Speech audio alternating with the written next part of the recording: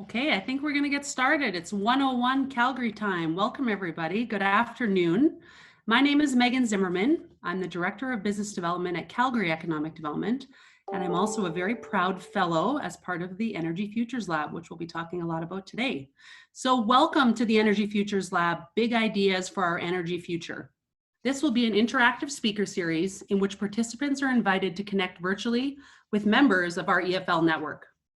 By sharing new ideas together, the lab sees a tremendous opportunity to encourage cross-pollination across all stakeholders in the energy system on the topic of how we can create the energy system that the future requires of us while still fueling economic recovery in Alberta and Canada.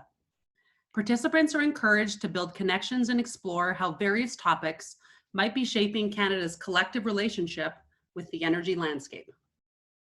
Now, because this event is sponsored by Calgary Economic Development, we'd like to take a moment to acknowledge that we as Calgarians live, work, and play on the traditional territories of the Blackfoot Confederacy, the Tsuut'ina, Stoney Nakoda, the Métis Nation, and all people who make their homes in the Treaty 7 region of Southern Alberta.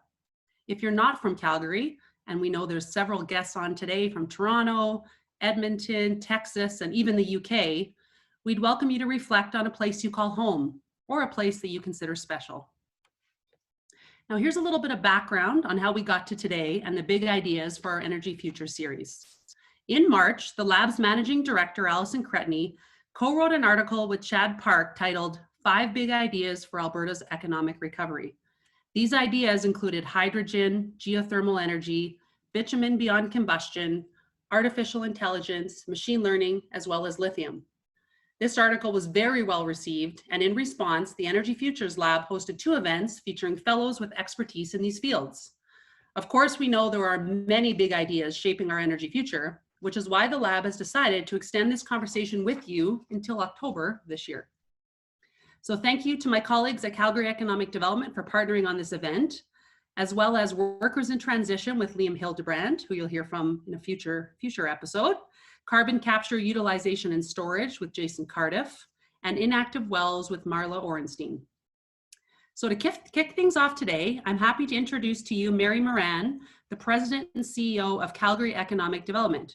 Mary will answer the question that we're asked a lot lately. Where is Calgary headed? What does our future look like?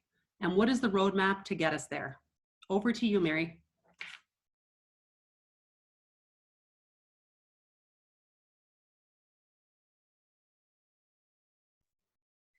Great. Can everybody hear me?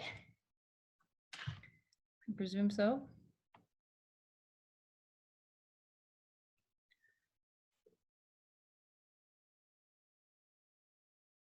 Megan, can you hear me? Just trying to give you a thumbs up. Yep, we can hear you, Mary. You're ready to roll. Okay, super great. Thanks so much. And thank you so much to the Energy Futures Lab. And thank you to all the participants from Calgary, Alberta, Canada, and from everywhere else in the world who are participating. Certainly, there's not a better time to chat about the future of energy, and particularly as we in Alberta assess the twin crisis of COVID and the global oil price war. And I'm here to share with you how we've been thinking about Calgary in the last couple of years as we continue to attempt to find a path forward for our great city and by extension, our province and our country. We really believe that a vision is required, and after assessing many jurisdictions, some of which you probably live in, that have faced a structural change in their key industries, they've had to lean into parallel strategies. And there's a few key themes that emerge: having a clear vision that nurtures the alignment and sparks inspiration in a community, but yet is ambitious and achievable. Obviously, alignment is quite critical, and alignment of industry, post-secondaries, or education and government, but also alignment of all orders of government to ensure that you can continue to evolve as a city and an economy. And then finally, the long-term commitment to change, overcoming adversity, and building on the strengths. So we worked with Boston Consulting Group, had input from over 1,800 Calgarians from all walks of life, and participation and guidance and thought leadership from 40 of the most influential yet thoughtful community and business leaders in our city. And this is a strategy that was built by the community for the community. So I'm just going to ask Emma to advance the slides, because I think you can go to the next one, Emma. And so through this, we created a strategy called Calgary in the New Economy.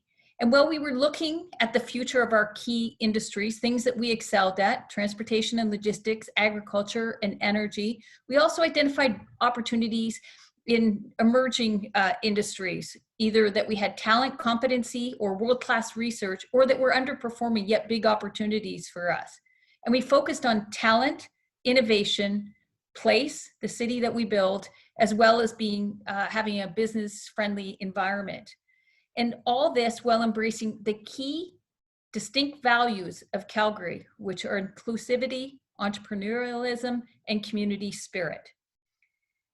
And this has really driven us to this vision that Calgary wants to be the city of choice for the best entrepreneurs who can come to Calgary and embrace advanced technologies to solve some of the world's biggest challenges. Safe and secure food, efficient movements of goods and people, better health solutions, and cleaner energy. And certainly there has never been a better time in our history where this is more relevant. COVID just put a spotlight on this, and we know that in moving forward, we need to be bold. And I'll just ask you to advance the slide. So to be successful, we must build on these key strengths that we have. You can advance again. And this is all about our talent. This is about Calgary's workforce. We have the youngest population in the country, with an average median age of about 36, almost 37 years old. We have the highest concentration of STEM workers in the country, and have the highest degree completion programs. And we also are the most productive in Canada. We contribute more GDP on a per capita basis than any other jurisdiction in the country. If you can advance the slide. But we're also a community of problem solvers. And I talk about this entrepreneurial spirit in Calgary. And for those of you who haven't visited us, we have an 8-block radius where people do 8 meetings in a day if you're a slacker. But more importantly, we've been innovating for years. And certainly in the energy industry, we figured out how to go 5 kilometers down, 3 kilometers across, and hit a bathtub size target and extract very difficult product out of very difficult geology. And we're getting better and better and trying to improve our performance, both from an environmental, a social, and a governance perspective. But there's other great examples of entrepreneurial companies outside of the energy industry. World-class companies like Benevity, Solium, WestJet, Smart, and companies like Parvis. But there is no question or no denying that we are a community of problem solvers. And to the next slide, Emma. But we also have the highest concentration of headquarters. And so why is that relevant? Because those headquarters are the owners of data. And we happen to have one of the most robust data sets in energy and in healthcare in the country by a long shot. And so, and in some comparisons, even in the world, we have the most robust data. And so this is really critical, because in those head offices are the decision makers, and tech people like to be close to those decision makers. So we know that we are partway there of achieving this vision of becoming the destination of choice to solve these problems by embracing advanced technologies. Just moving to the next slide. And so if you look at the global trends of 25 billion connected devices by 2025, having a $14 trillion injection of global domestic product or GDP, and the impact on the industries that we excel at: energy, agriculture, transportation, and increasingly so life sciences. And that application of that digital technology on those will make us more productive, more predictive, and cleaner in our production as well. And so we went and validated our hypothesis and did research last year, which indicated that in Alberta, there's going to be $18.5 billion invested in digital technologies and energy being one of those key sectors to achieve that goal of being more productive, more predictive, and also more environmentally friendly. And that actually represents a significant portion of the digital spend all across Canada. It's about 40%. And this is by the end of the year 2021. So, obviously, I think what's happening now is COVID is accelerating that. And that's partly due to this global oil price war, which is putting downward pressure on the price of energy and causing us to invest or try to get cost out, both from a resource perspective, but also so we can get better and better and produce cleaner and cleaner energy. So moving to the next slide, the time has come for us to stand up and be bold about our role, particularly in global climate action. And in fact, Calgary and Alberta are blessed with fossil fuels, but we also have an abundance of wind and solar, and are getting better at things like geothermal, hydrogen, as well as energy efficiency, and also are really on a goal to get to zero or low carbon fossil fuel production. And so there's a commitment by this community to develop new sources of energy, better methods, and organizations like the Clean Resource Innovation Network, COSIA, the Energy Futures Lab, and even Transition Energy are all working towards these solutions. We have solutions for the world here in Alberta. And more importantly, we have solution-oriented, smart, young people that are socially conscious and want to achieve these goals. Moving to the next slide, I just, that's it can certainly say from Calgary Economic Development's perspective, we're well aware of the fact these are really tough times for many people, companies in our city and in our province and frankly in our country, but we are also confident that our best days are still ahead of us. At a time when we face generational changes from the structural change in our economy, we still have more opportunities than most cities would ever dream of. After all, we're the 5th most livable city in the world and the 1st most livable city in the Western Hemisphere. But with a clear vision and a commitment to collaboration, we can be the city of choice for the world's best entrepreneurs to come here, embrace technologies, and solve some of the world's biggest challenge.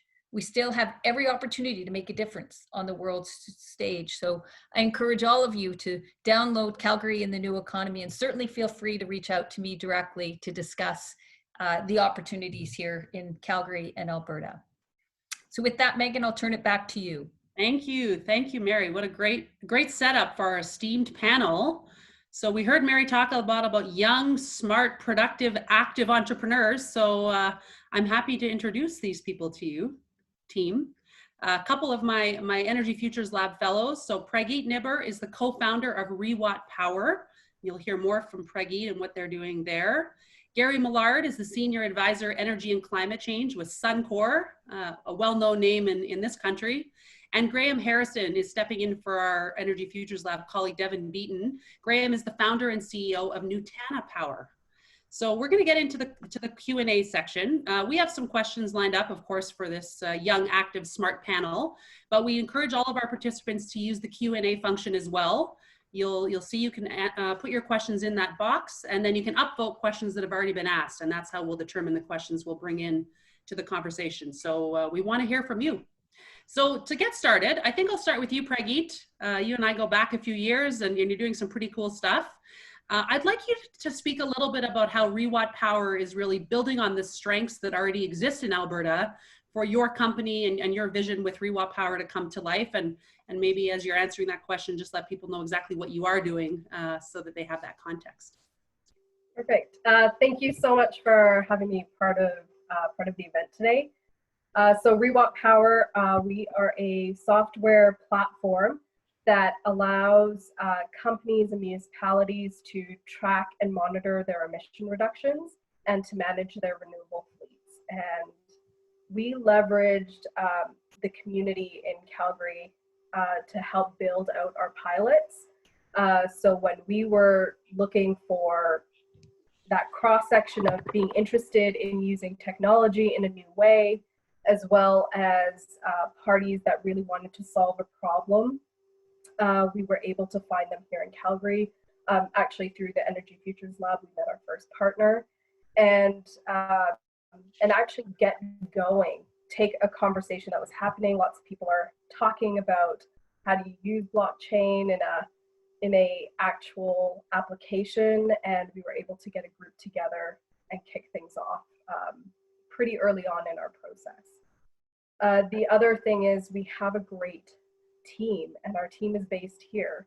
So we were able to access really smart people who are able to move us forward in the technology, to move us forward in the industry, to really sharpen our thinking. And so I would say those are the two main benefits that we've received. Great. Graham, as a CEO and founder of another small energy technology company in Calgary, I'd be interested in your perspective as well on that question. You know, you heard Mary talk about building on our strengths, and certainly diversification is as important within energy as it is in other sectors. So could you talk a little bit about building on the strengths of what Alberta is already quite good at, and the people you've brought on to the team to build the vision for Nutana Power? Yeah, you bet. And thanks very much, Megan, to both CED and the EFL for putting this on today. You know, from our perspective, I think these are great conversations to be having, and right now is a very critical time to be having them. Nutana Power is an energy storage technology company based here in Calgary. We create and deliver products and services that help companies all throughout the electricity value network adapt to the grid transformation that's currently happening. And deliver ultimately lower cost power for end users.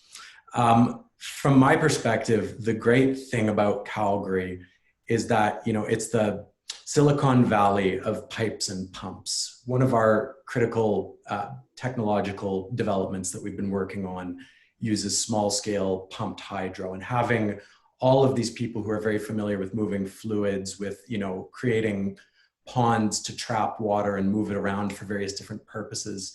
That engineering talent that we've seen here and that we've had develop our team has just been world class. And I think that from my perspective, you know, that extends to sort of all elements of our team. As we've brought it together over time, we've seen that Calgary is really the best place in the world to be doing what we're doing, because we have, you know, the STEM brains here that are fundamental to what we need. And they're very accessible, they're very entrepreneurial, and they're interested in doing new things. You know, some people think about Calgary as an oil and gas city. We see it not as so much just an oil and gas city, so much as it's about an engineering city.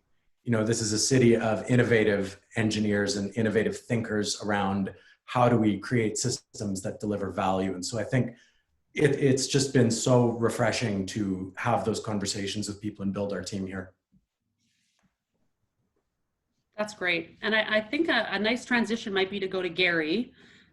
Different shoes, Gary, working with Suncor, but could you address a little bit what the role of traditional energy companies like the one you work for in supporting the growth of these types of energy technology companies we just heard from with Prageet and Graham, and really in nurturing that innovation ecosystem, because this is certainly a team sport. So I'd love your perspective from Suncor in terms of how you guys play.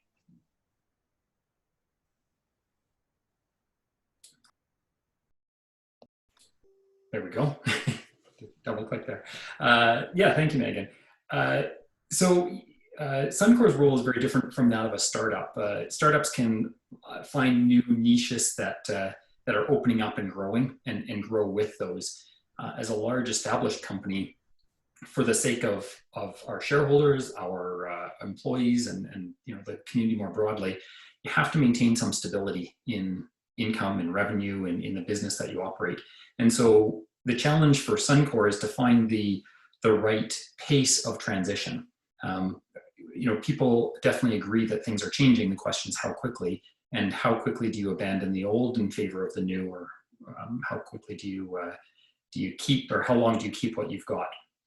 And that's really where a lot of the new startup or the new innovation companies and groups come in, is that as we look at the future opportunities, we are a business that has been very successful in traditional oil extraction.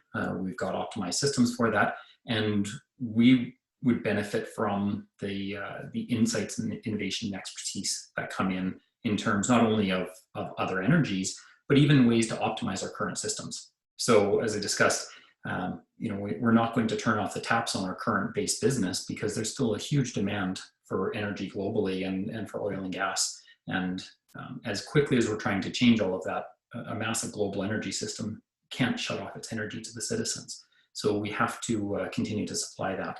We just have to do that as responsibly as possible. And that's where things like improved data management come in. Some of the physical hardware engineering that Graham mentioned, novel techniques and processes, solvent extractions, those sorts of things. Really, those are the opportunities that we've got to not only transition into the new energy system, but help our base business, our traditional energy, keep up with the changes in the expectations of environmental performance, climate change, that sort of thing. And as an organization with a lot of inertia, a lot of experience, we need those insights from outside often to help implement and move forward. Mm-hmm.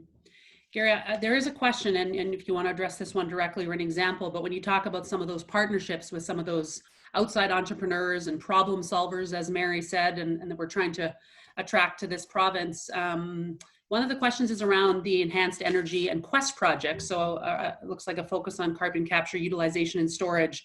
Is there an example in there you could draw out to bring what you just said to life and answer one of these questions? Yeah, what's highlighted there is really the challenge between innovative technology and commercial demand. And one of the challenges we've seen in the climate change space is that there's really amazing technologies coming out, such as carbon capture and sequestration. So we've seen that in the Quest project. We've got the Alberta carbon trunk line. The challenge is that there's no immediate revenue stream from capturing carbon immediately. And that revenue opportunity, the commercial benefit from that, comes from carbon pricing. And the reason that we saw so much global pursuit of carbon capture technology is the anticipation of this carbon pricing around the world. We're starting to see that the price of carbon capture and sequestration is coming down. Carbon price from a regulated perspective is coming up, and the two are beginning to converge, creating that economic opportunity. Until there is that commercial reason to put the investment into that new technology, it's hard to make a case for that. The Quest project had a special one-off economic rationale for that. There were some benefits from the government, but now we need to see policies develop that create the commercial value for implementing those more broadly. Mm-hmm. Yeah, that healthy tension that exists, right, that we can't ignore. I think that's a really good transition back to Mary around how do we best, so we talked about your role as a major energy company and some of the smaller players like we're talking to here today.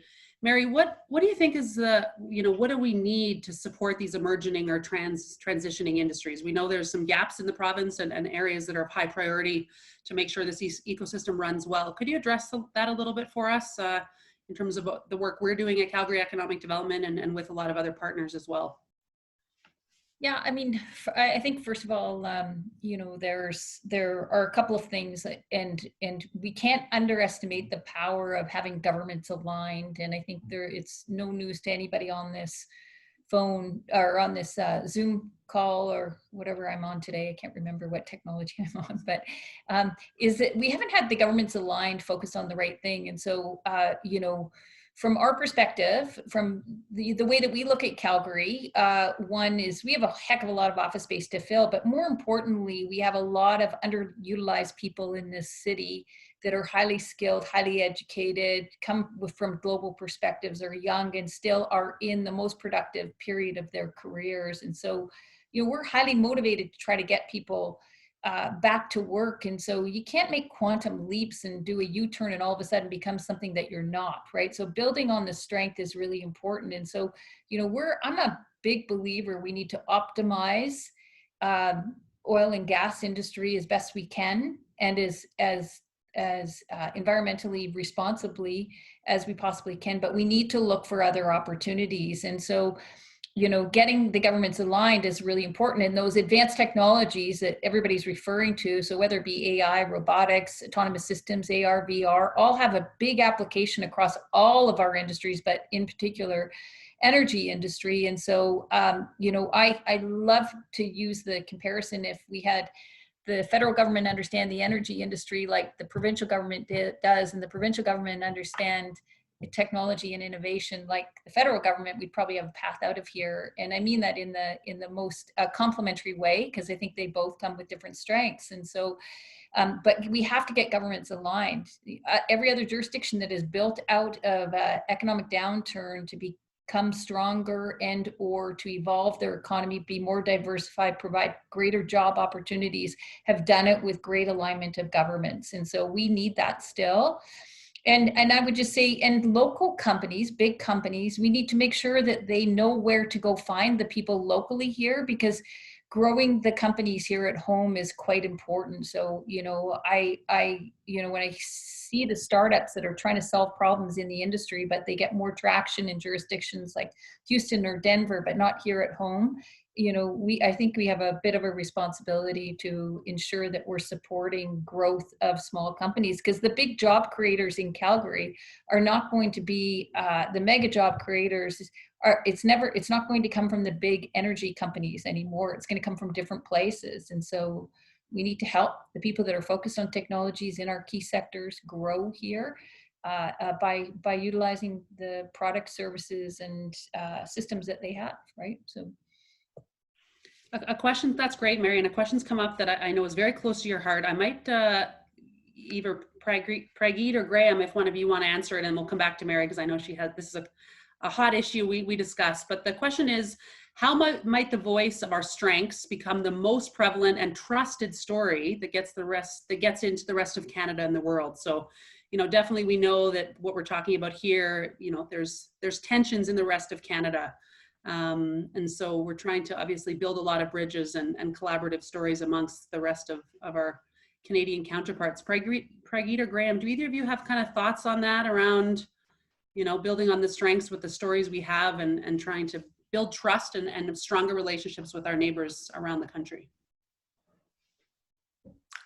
Sure, I can go first on this one, and then Prageet, you know, feel free to contribute as well. From my perspective, I think that the most important thing we can do right now to sort of reach an alignment and a shared sort of vision of a Canadian future, not just with Alberta and the federal government, but with Alberta, its neighboring provinces, and the other parts of the country, is to, you know, demonstrate that we are, you know, doing what we say we're going to do, and to deliver on this promise of, we have these great resources here, we have all of these smart people here, we have capital that we've accumulated through the oil and gas expansion over the last, 70 years. Let's use that, and let's start doing things now that are evidence that we are, you know, moving forward and transitioning our economy. Something that I often bring up is, you know, if New York City in the 1870s had said, well, you know, exports are declining, the Gulf of Mexico is becoming more important, we're no longer an important port city, let's just get really mad about that but not do anything. What would have happened to New York had that, you know, attitude taken shape and held there?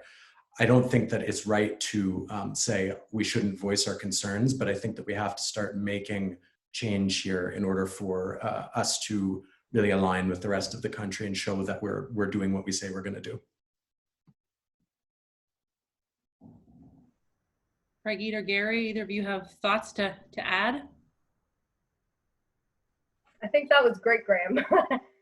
And I mean, to add to that, it is, you know, there's a concept of think local, act global, and our technology should be solving local problems and then be applicable anywhere else that you take them. And I think one of the best indicators of you built something is getting that traction in your home region. And if you're able to build it here, you can take it anywhere. And there is I completely agree about having some consistency and conversation right now across provinces, across borders, and then of course between the provincial and the federal government. I think those are really, really important to have a very thriving, a thriving innovation sector. And we work a lot with different universities across the country, and I think that's you know, these are hubs of really great talent, and whether you're working in Toronto or you're working here, COVID has highlighted that we can have conversations irrespective of where you are, and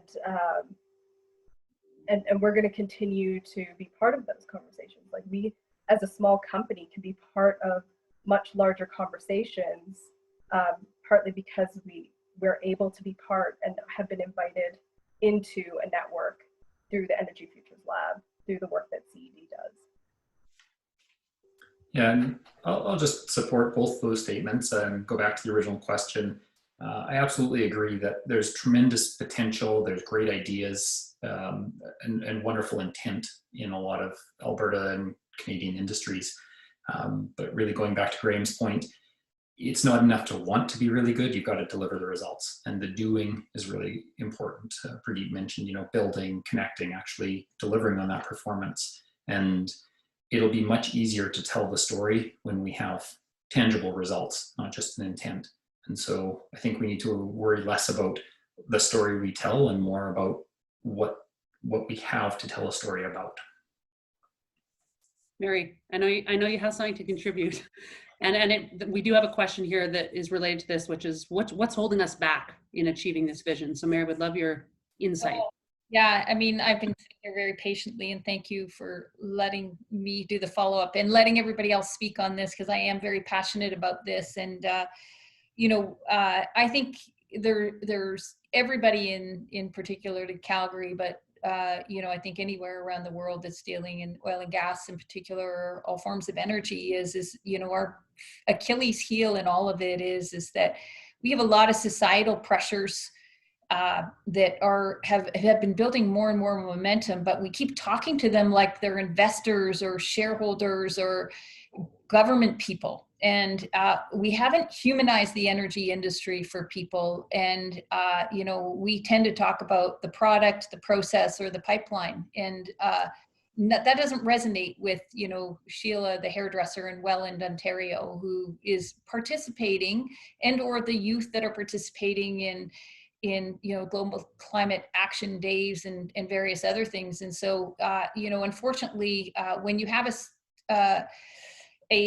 such a strong STEM population, the last thing they're really good at is marketing and communications. And so we've shifted into consumer marketing, but we're still talking to people like they're, as I say, investors, politicians, shareholders of sort. So I actually do believe we need to humanize energy for people, because there's nothing in pop culture that has humanized it for anybody except for maybe the Beverly Hillbillies, or Dallas, the movie Dallas, or show Dallas. But people use energy, and we need all forms of energy. And along those lines, like, I think we have to put a stake in the ground as Calgarians, Albertans, Canadians, and say, we're going to be the best in the world at it, and here are the things we're going to do. But I really believe in Gary's point about, we have to be able to stand up and prove that we did that. And so, there's a lot of migration. I think the proof point is that we're really good at it. But let's just talk about what we're going to do, which is we're going to solve global climate problems, right? And I do believe that we can, because we have the ability to do that, and we're better than most jurisdictions, particularly oil and gas producing jurisdictions in the world.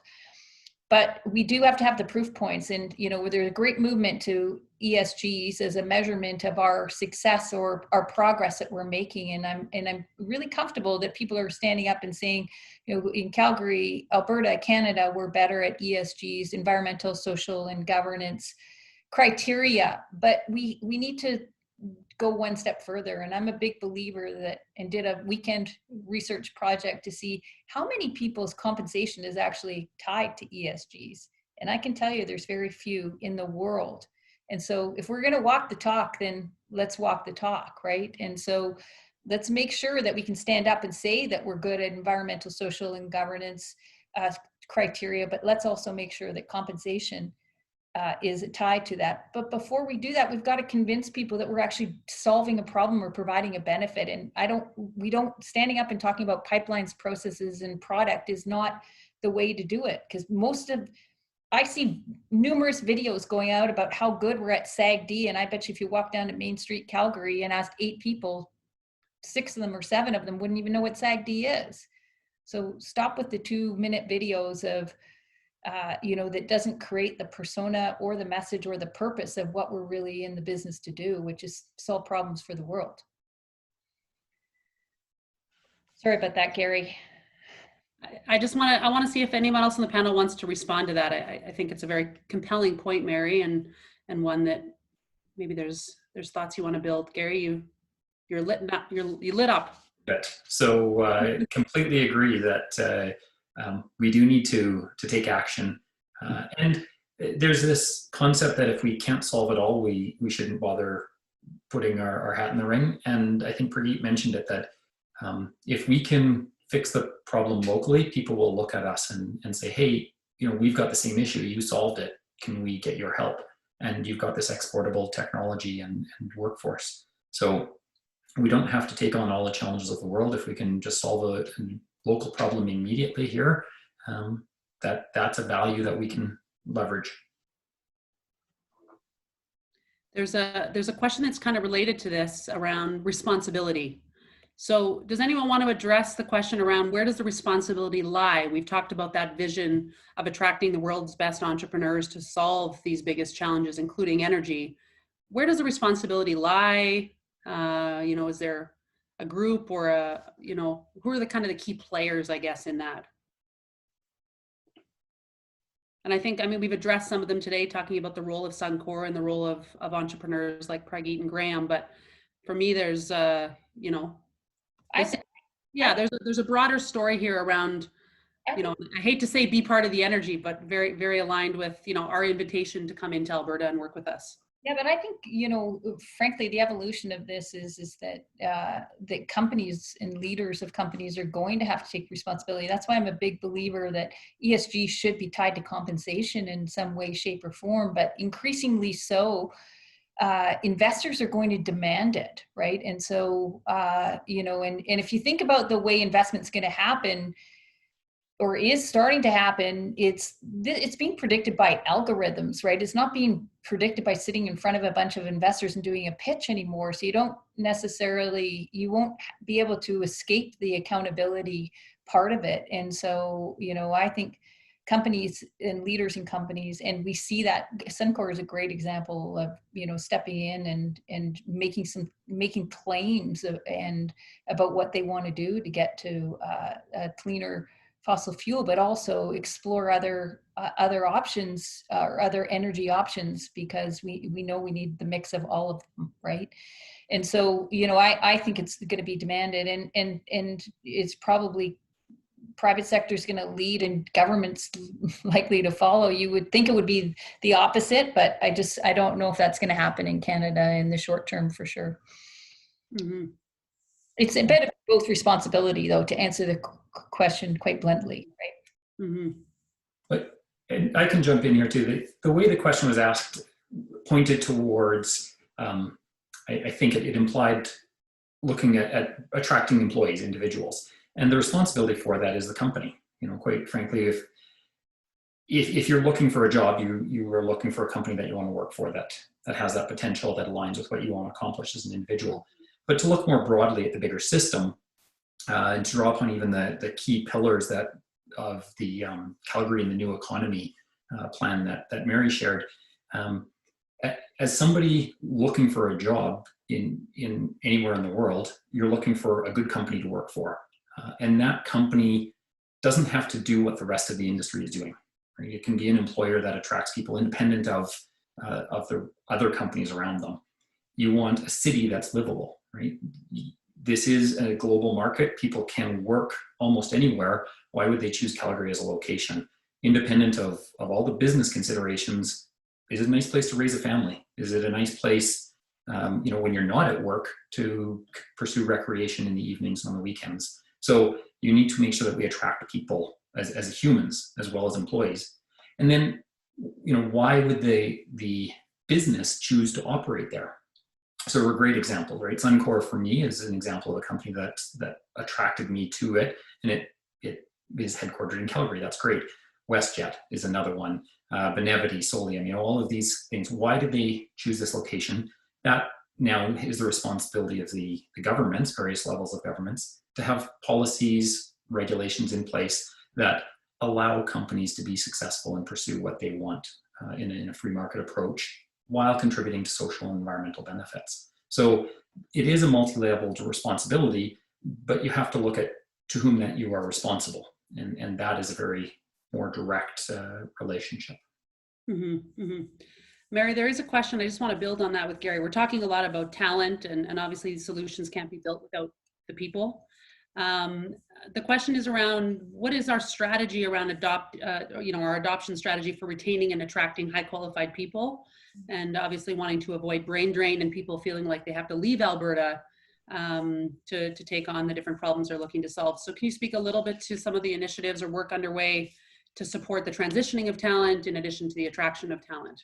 Yeah, I mean, I can tell you this is a very widely held feeling in our organization is that we need to take care of the people who have decided to make Calgary their home already and have been displaced potentially out of the energy industry. And so, our commitment first is to ensure that we can, and that's why I would just say that's why we're looking for other opportunities outside of just being employed by the energy industry specifically, that there's other opportunities around technology, et cetera. So, there's a couple of things, and I think some companies are doing it quite well with respect to helping some of the people transition within the organization, focus on digital adoption or digital technology adoption across the energy industry, and making a commitment to that digital investment, which will provide job opportunities for their existing employees.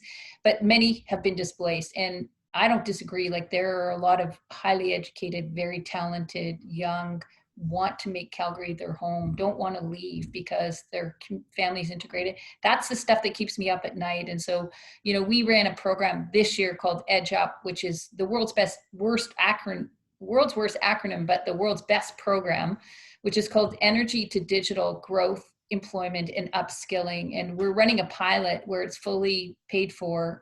We're running the second cohort right now, which is for 100 people to transition into digital technologies, whether it be project management, whether it actually be software engineering, or whether it be coding and programming. And that program, we need to, I would love to see the federal and provincial government support I want to put thousands of people through that program, because we still have, depending on the time of year, but 2,000 tech jobs open in this city right now. And we had 27% growth in technology in 2019. And it was continuing to grow in 2020, the early part of 2020 pre-COVID.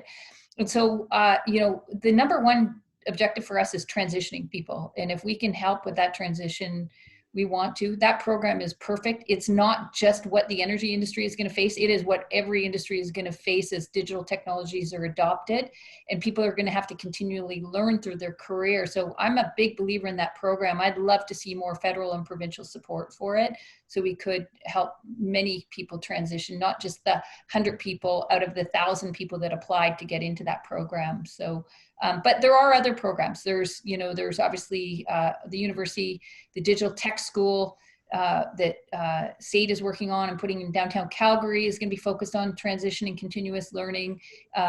We're working with all the post-secondaries to do more work integrated learning. So number one for us is talent transition of the really smart people that live in Calgary. Number two is for us to retain everybody coming out of the post-secondaries we possibly can, because we've seen an exodus out of the 19 to 29-year-old cohort, because they're looking for opportunities in other places. And then the third is we have to attract some people, because we just can't fill some of those jobs, right? So. Hopefully that. Oh, that's helpful. I'm going to shift gears a little bit. I kind of have two thoughts on questions, but Graham and Preggy, I'd like to come back to you. Can you talk a little bit about Alberta's competitive advantage? You know, we've talked about some of the big ones, the talent, the STEM, the concentration of industry. What are your experiences building these world-class technologies and companies here? What should people know that they probably don't? Chance to talk to friends in other parts of the country and around the world from the experience of running a technology company here. Graham, you're lit up. Go ahead. I'm ready to go. I'm ready to go. I thought We're ready for you. me this time, but I'll go again. From our perspective, one of the great competitive advantages of Alberta for Nutana has been that we have a regulatory structure in place around the electricity market generally that some people look at and they say that's very old-fashioned. It's right out of deregulation. It's a free market. It's energy only. It doesn't have a capacity market. Doesn't have all of these bolt-on features that we've seen in other jurisdictions. That to us has been a huge advantage because it allows a lot of freedom to innovate. There isn't a preconceived structure of how the value network has to work or how the value chain has to be structured such that innovators can come in and can say, this is a relatively blank slate for us to interact with. There aren't a ton of regulations around sort of how you have to do things as compared to other places. You're free to earn value in whatever way you want, so long as you're selling energy into the system. And so from our perspective, I think one of the great competitive advantages of Alberta that, enables innovation in the energy storage space has been the fact that, the market here for electricity is relatively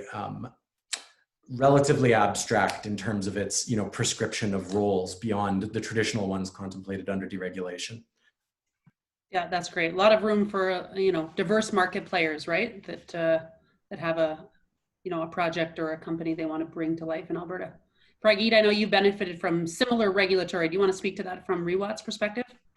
Yeah, definitely from having working and operating in a deregulated market, you get to be a bit more creative, and different parties can be, you can bring different types of economic structures, or if you want to try a different economic model, it's actually easy to try it out. The other thing is that we do have a lot of data, and Mary mentioned this at the beginning. We have an excellent source of information and data and people that are willing to collaborate and share around that. And that really allows us to get very specific on what, the findings and the opportunities, we're able to uncover them in a way that which could be difficult in other jurisdictions where you don't have that level of data freedom. The other thing is that we're building solutions. Like, I think the environment in Alberta is very, very geared towards finding solutions. And so because we're working towards finding solutions, you have lots of people in STEM that aren't just building tech for tech's sake. They're building tech to solve actual problems, and we have an environment that can enable that, and with the proper regulatory incentives. And I think that is very important, especially if you've got an earlier company that has a longer cycle to market. It's important to have some of those incentive programs in place. So a really great place to pilot, to test out, and then to also then be able to export and then commercialize as well. I'd just like to, I'd like to build on that because you made a really great point around sort of the ability to pilot and try new things here. One of the great things about Alberta and one of its great competitive advantages that we've seen, having dealt with people, all across the country and in the US now, is that there's a lot of really foundational strength here around delivering technology products. It's not just technology for technology's sake, to your point. It's about having these enabling industries that, can help deliver technological solutions things like ACAMP out of Edmonton, Alta ML out of Edmonton. These are organizations that are not, trying to sell a consumer-facing product. What they're selling is sort of a broad base of foundational expertise to help develop new solutions for industry. And so that type of having that expertise and having that capability here is really something that we've found to be a competitive advantage. I think you hit the nail on the head, Prageet. That's great. Thanks, team. I'd like to shift back to Mary, and Gary, you might have a perspective from Suncor as well. There's a question around the provincial government's new economic recovery strategy that's been recently announced. Mary, could you talk about that in relation to Calgary's shift to the new economy? Yeah, I mean, a couple of things. I think, the overall approach is, with the reduction of corporate tax rates is a model that's been used in areas who have had to evolve their economies. Ireland and Israel are probably the best examples of that. I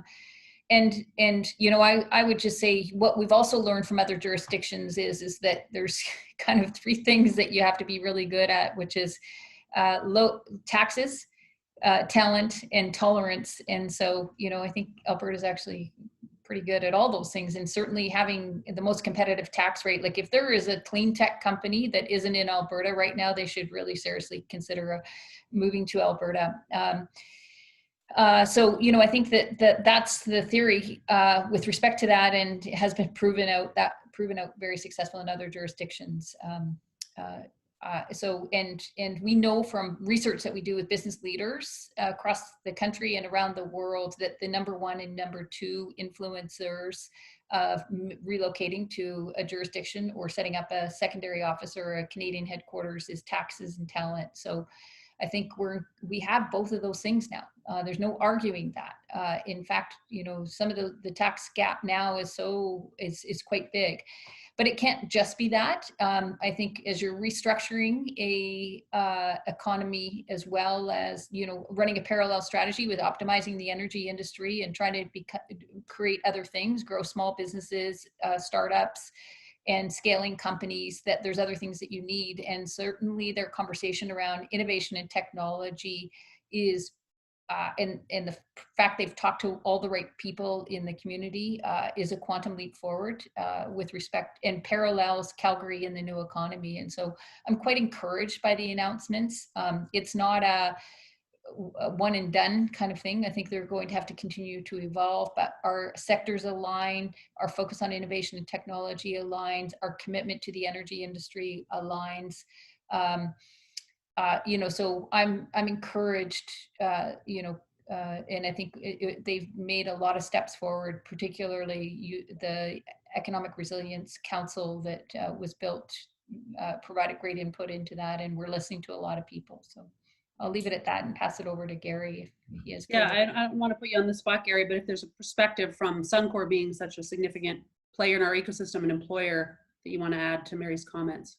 Yeah, and I'll answer this more, I guess, as an EFL fellow as anything here, but certainly I think the title of it, right, Economic Recovery Plan, is a big indicator.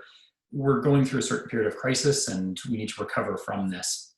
And what's been put forward, much as Mary pointed out, is very relevant for that recovery phase, making sure that we can return some profitability to organizations, make it attractive in the short term to come here. That takes care of the shorter term view of it.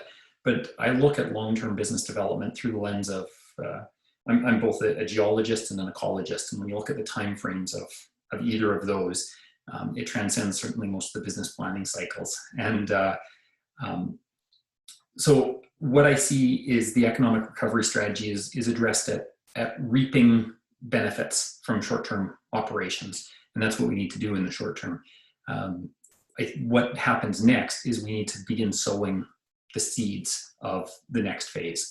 And that's what I would like to see some attention paid towards, is how do we create this ecosystem, this culture that attracts people for the next round, the next phase?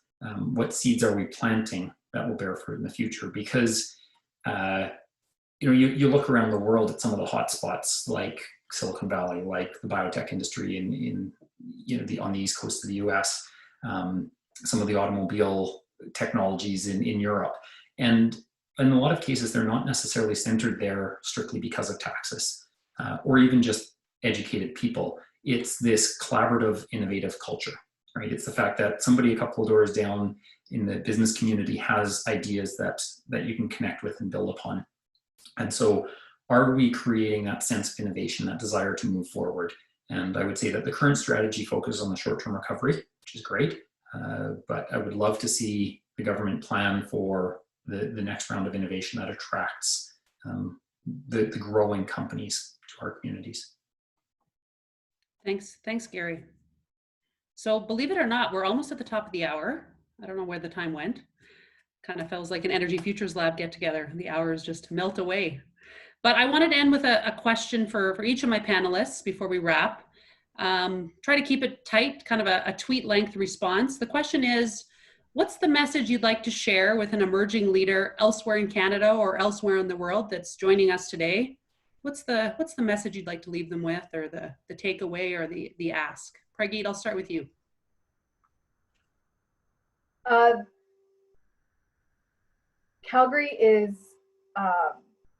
Calgary one is a great place to start a business. If you are an entrepreneur and you're looking for partners, it is a great place to find a lot of people. I think there is a very collaborative culture here. And if you are an entrepreneur looking to accomplish anything, this is definitely longer than a tweet. I apologize. But we have, our collaborative culture allows us to get stuff done. Gary, what's your message for the rest of our Canadian friends and global friends? Sure. A healthy and successful business community needs a number of ingredients. We've listed the number of those already: the talent, the capital investment, the favorable regulatory and policy environment, and those exist in Calgary. There are opening niches, to use an ecological term, that create economic opportunities, and the ingredients are there for somebody to turn it into something spectacular. And I would encourage people to take a look at what they could do to adapt to the opening niches using all of the assets we've got in Calgary. Thank you. Mary. You're on mute, Mary. It looks like a passionate answer. No, I'm gonna let. Oh, Graham. Okay. Graham, over to you. I will keep mine tweet length. Come to Calgary. Short and sweet. They extended their character limit. You can say more. It's okay. Come to Calgary. There's no better place to work in the clean tech world right now than here. Thank you. Mary. Oh, you want me to go? Okay. Well, I would just say, I've had the benefit of working and living all over the country and the world. And if you're one of the world's best entrepreneurs and you place value on an inclusive, entrepreneurial, and spirited community, both in business and in the way we live, then definitely come to Calgary and be part of the energy. Thank you. So with that's we got to get it in when we can, of course. So we're going to just close the session here. I want to just pose a question to the participants left on the line in the chat, and we'd love to hear from you. What actions do you think Calgary can take to better support the transition to a cleaner energy future? You've heard a lot from our panelists. We know there's a lot of esteemed people on the call, and Energy Futures Lab, like we said, we want to hear from others and we want to engage in this conversation. So please share in the chat some of your answer to that question about what we could be doing to support this transition. And in closing, I just want to remind everybody that this is the start of a series. Our next session in Big Ideas for Our Energy Future will take place later this month with Monica Curtis, July 14th, next week. Monica is the CEO of Energy Efficiency Alberta. And to stay up to date with all of the upcoming Energy Futures Lab engagements, webinars, workshops, and of course this series, you can see all the social media channels on your screen. So with that, thank you to my panelists, Gary, Pregeet, Graham, and Mary. Great conversation, interesting perspectives, and really great dialogue. We didn't get to many of the questions, but tried to address as many as we could. And more of this conversation certainly is critical in achieving that shared energy future that we're all very passionate about. So thank you for participating today. 2 o'clock on the nose. Nice job, team. And we'll look forward to the next one with Monica on the 14th.